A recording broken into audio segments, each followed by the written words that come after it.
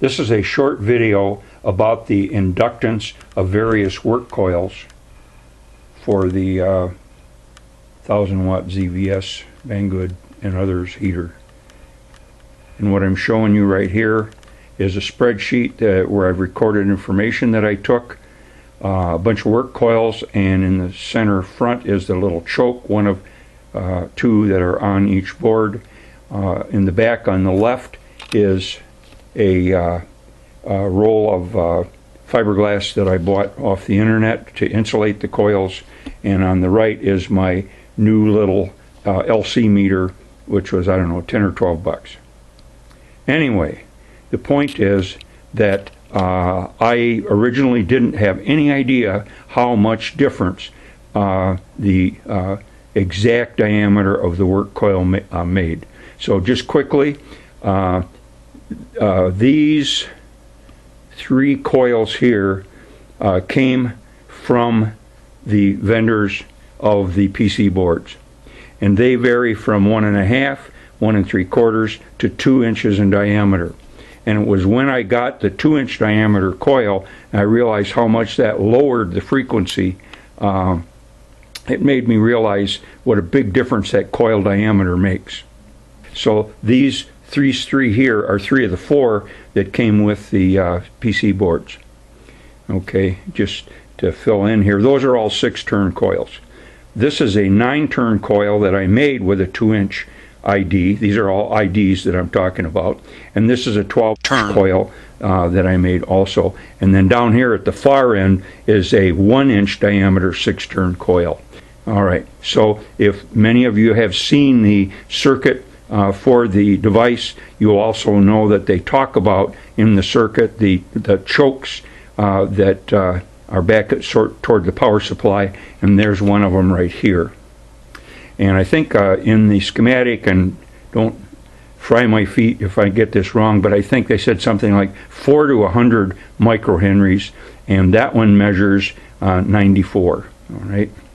All right, so now there they are, and I'll be continuing my experiments using the 12-turn 2-inch diameter coil, because that gets me down to the 40 kilohertz range, which is where I want to be for getting the most power transfer out of these things. But at any rate, so you may have been wondering about what the inductance of these various coils is, and so here we go. So if we take a look here, we can see that the 1-inch coil has an inductance of 0.32 microhenries.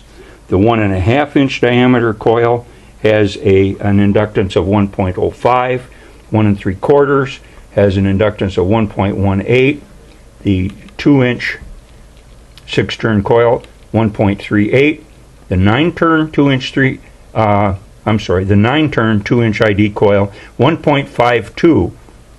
Notice that I also have another entry called stretched, and this is kind of important to think about, because when I first insulated it, or when I first tested it, I hadn't insulated it yet, and so the turns were almost touching.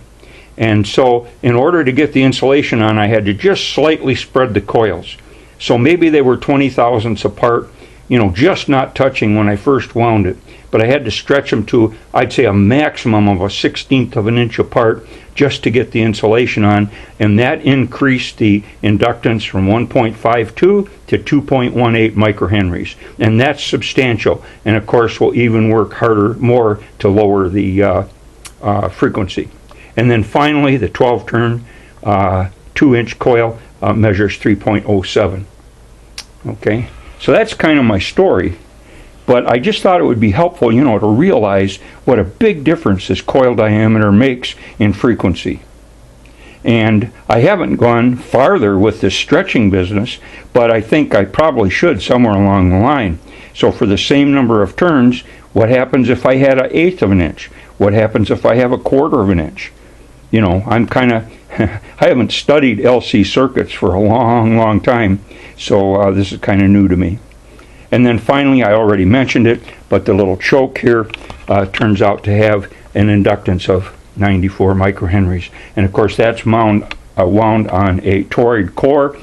I've been reading a lot about them lately, and you have to read real carefully to understand the difference between an iron powder and a ferrite core. And I'm not sure I still do.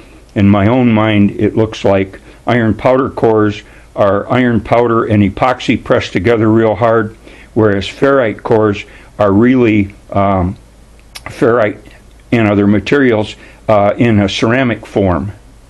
So there are good things and bad things to both, and I'm not sure I understand all that yet. So I'm just calling it a toroidal core. Not toroidal means donut shaped, but I'm not going to call it an iron powder core or a ferrite because I'm not sure.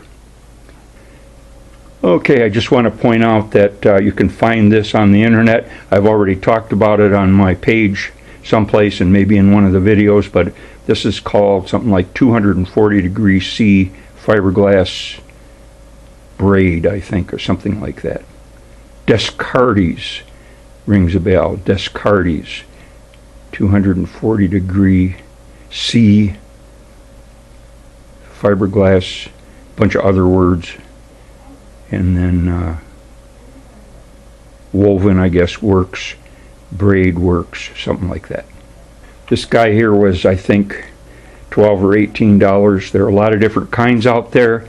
If you're going to get one for checking coils in this low of a range, make sure to choose one that will read down as low as probably 1/10 of a microhenry. Thanks for watching.